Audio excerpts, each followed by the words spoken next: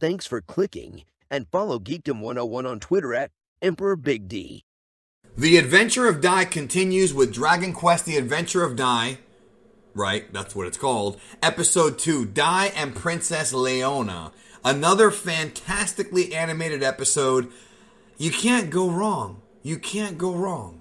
Not with this staff anyways. Hamano, Yamamoto, Morita, these are animators that Anime AJ talked about on Twitter, all being part of this episode. Like I've said before, the production behind this show, there was lots of pre-planning for this show, almost a year's worth of pre-planning. So Toei went into this show with the absolute best of intentions to make sure that every episode could look as good as possible. And I want to reiterate what I've been telling y'all is that if you are a fan of Dragon Ball, you need to watch this episode, especially if you're a fan of Dragon Ball Super Broly. You need to watch this show, not this episode, because, you know, a big chunk of the staff, the top staff from that movie are in this show, and other people as well from Toei. So it's visually, it's great, and the story, I think, gets better and better, in my opinion. And I think you'll agree with me on that as the series progresses. But right now, we're just starting out. It's episode 2.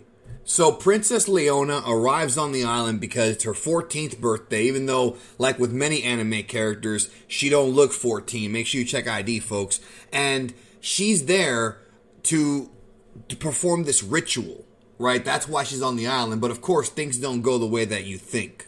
The guys who protect Princess Leona, the knights, all think that the island's filled with monsters, and it is filled with monsters. They come prepared with weapons and whatnot, but remember, these monsters are all benevolent, good creatures. The ones on that island specifically are friends of Dai. Of course, there's ones in other places that aren't so friendly, which is where we're going to go later on in the story.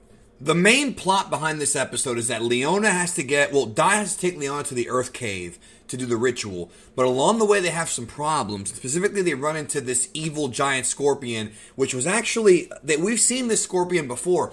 If you got to see the leaked, well, not leaked, but the preview of this show that came out, there was almost an hour's worth of footage that came out from the first 7 or 8 episodes.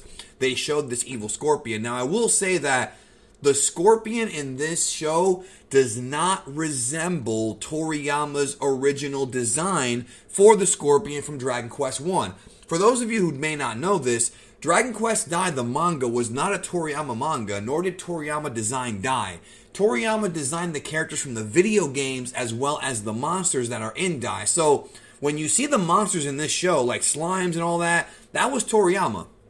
So they did take his art, his creations, and put them into Dai, both the manga and the anime. But understand that when it came to the scorpion, there were some changes made. For example, his face is different. He has an actual big mouth and whatnot, which the scorpions in the game really kind of hid. And it's one of those things where, not every monster will look exactly like Toriyama's original design, but also the big trick here is that this evil scorpion is also not from the island. Right? This is not one of the benevolent monsters that Dai is friends with, which ends up leading to the plot forthcoming. Oh, and those of you who were worried about censorship in this show because Dragon Ball Super was a lot less bloody than the old Dragon Ball shows, and, a lot of Toei shows aren't really that gory, you ain't got nothing to worry about with this one, folks. Remember, this is on a different time slot. This show is pretty damn gory and pretty damn violent. Granted, it's not super bloody like a lot of other anime is. There is blood in this episode, a considerable amount of blood, and more than you would expect from a supposed kids show. But I like it. Again, I've said it before. Blood helps the audience understand the severity of the situation, right? That's why you use blood, to make it say, okay, this is a bigger deal than we thought. And it's used effectively in this episode, in my opinion, and animated very well to where it's not over the top, but it's also not subdued. And that's what we need from these types of shows. The evil scorpion stings Leona, and the poison started to spread throughout her body. And if you play Dragon Quest, or really any RPG, you know that poison means your HP starts to drop every time you walk. Same thing here. It slowly kills you, right? But right after that, Dai does kill. He slaughters this damn scorpion by finding his weak spot on his back and stabbing him with this knife, this royal knife that Leona gave him. And there's all this blood. It's like blue blood. It's not red blood. But when the scorpion kills the knife, there is a little bit of red blood. But it's still quite gory, more than I expected in a good way. But now the problem is Leona's poisoned. The big twist here is that one of the guys that came with the Princess Varen is actually the guy behind all of this, and he turned on her and tries to kill her. He wants her to die. And that was also what happened in the old Dai anime. So it's following along the same path, relatively speaking. Not exactly, but relatively speaking. But Varen is not the real true villain here. There was a plot that was made by these guys who were with her. Basically, what the plot is that they want her to die because if she dies, the kingdom belongs to them. It's one of those kind of situations. So, unfortunately, Dai gets dragged into this whole mess that he wanted nothing to do with. But he would, of course, make a friend out of this. So, man, a lot of stuff is crammed into this episode, and that's not a bad thing. This is awesome, by the way, because all of the monsters from the island, Dai's friends, are summoned to fight. And this gets very exciting very fast. Then we have the introduction of the real antagonist, non-human of course, and that is the killing machine, which gets introduced in this episode, unleashed by Varen. And they talk about how the killing machine was created by the Dark Lord to kill the hero, and that's pretty much exactly how it was in the original Dragon Quest games.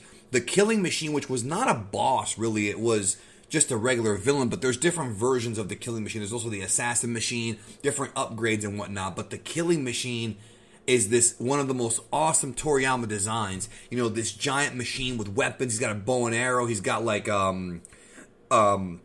various swords and whatnot, made of metal. Really tough to kill. Really tough to kill. And when you fight him in the video games, even though that it's a turn-based RPG, they usually attack twice in one turn, which makes them very dangerous if you're under-leveled. So I'm just gonna get nerdy with y'all here because I love these games. But yeah, I love seeing. It's one of my favorite villains, one of my favorite monsters from Dragon Quest, and I loved seeing it in this episode. I love it. Then we have the moment of the episode. Then we have the moment that if you're a Dragon Ball fan watching this, it'll look very familiar to you. Dai is worried about Princess Leona dying because she's poisoned, and he basically pulls a Gohan, literally pulls a Gohan, powers up, the crown he got last episode cracks, he's glowing with this freaking blue energy. Blue energy. Remember that. Blue glowing energy. Mysterious energy that cannot be explained, even though it will be later. And just explodes and literally like carries her out of the freaking cave, like jumps out of it, yo. God, this looks so good. I couldn't even tell you how hard my nipples were during this scene, dude. I'm looking at them right now. Look at those things. It was so good. Oh, it's like my dream anime. Then we find out that the killing machine actually has a pilot, which is interesting because in the original video games, the killing machines were programmed robots. They did not have a pilot inside of them. Obviously, it's different for this because it's not exactly identical. But understand that when you play the games, the killing machines, if you haven't played them, they're sentient beings. They have, they're programmed, they're robots. They're not like mechs like they are in this show. But anyways, Dai powers up with this mysterious glow on his forehead, very Dragon Ball-like. I'm thinking about titling the video Super Saiyan Dai, just so people can, Dragon Ball fans can give this show a chance, because I really want y'all to I want Dragon Ball fans to watch this damn show, bro. Because look, Super ain't coming back anytime this year. We got 4 months left out of the year. It ain't happening, right? In the meantime, enjoy this, because it is good. And it's the same spirit as Dragon Ball, especially the old stuff. And then, after all that talk about how Dai can't do spells, because that's been the plot of the first 2 episodes, is he doesn't know how to do spells. Freaking, he unleashes, he powers up again, very Dragon Ball-like, and fires off the Kaswoosh, which is a wind spell. It's a wind spell, and knocks the freaking machine back. The invincible machine gets knocked back. Seemingly invincible, it's really not. So there's an animation cut here when Dai fights the machine that is obviously CGI. I mean, you don't have to be an anime AJ or a DB animators or any of these anime, animation experts to know that. It's obviously CGI, right? Remember that scene in Dragon Ball Super Broly that's like obviously CGI? Like, the Goku Vegeta versus Broly part where it's like over the top CGI? You can tell that's what it is here, but it's good. Like, it's actually really good. The couple of awkward shots, right? And angles, but it looks good. Like, it looks like a video game cutscene. but like a good, high-quality video game cutscene, not like a crappy one. So even the computer-generated imagery on this show is better than even some of the movie stuff. Like, remember that weird Goku Frieza in Resurrection F CGI part? Remember that part where they're like flying in space all slow and it looks really weird and awkward? This is better than that. And this ain't even a movie. That's crazy. There's one part here where bro, I'm marking out. There's one part where the killing machine like spins like a top and knocks Dai down. That's exactly how they are in the games, dude. They have this ability to spin the top part of themselves like in a circular way. It was I can't believe it. It's freaking awesome. What an awesome ending. So Dai fights the killing machine, stabs him in this little circle on his chest, which is his weak spot, right? Opening up a hole, allowing Dai to unleash the Sizzle spell, which is a fire spell in Dragon Quest. There's Sizz and then there's Sizzle, which is the upgraded version. And I think in the old English translation it was called Firebane or Exploded. No, it's Firebane because Exploded became Bang. They changed the names and the translations throughout the years for these games. I like the old translations more myself, but I'm also used to it because I played the games way, way back with the first translation. It's more nostalgia based. But anyways, Sizzle, whatever. Incredible scene. There's a symbol on his head that's glowing. Fires off this blast, and that's enough to knock Varen out, who's piloting the killing machine, and Dai wins the battle. We have a happy ending as the princess is cured of her poison, and the old man trader gets, is going to go to trial. She leaves the island and says maybe someday you could be a bodyguard, and maybe now he's getting more confident with magic. But the story's not over yet because we have a slight, not really a cliffhanger, but a teaser of things to come in the future because Dai does meet a lot of new companions that go along his quest, and there's a couple that are going to be introduced next episode. We have the introduction of Avan, who has a very interesting backstory. Don't know if they're going to change it, but there's a lot of interesting backstory with this character. Again, I don't want to spoil it for y'all in case you're new to the franchise and don't want spoilers, but he's a very interesting character. I keep saying that, and then we're going to leave it at that.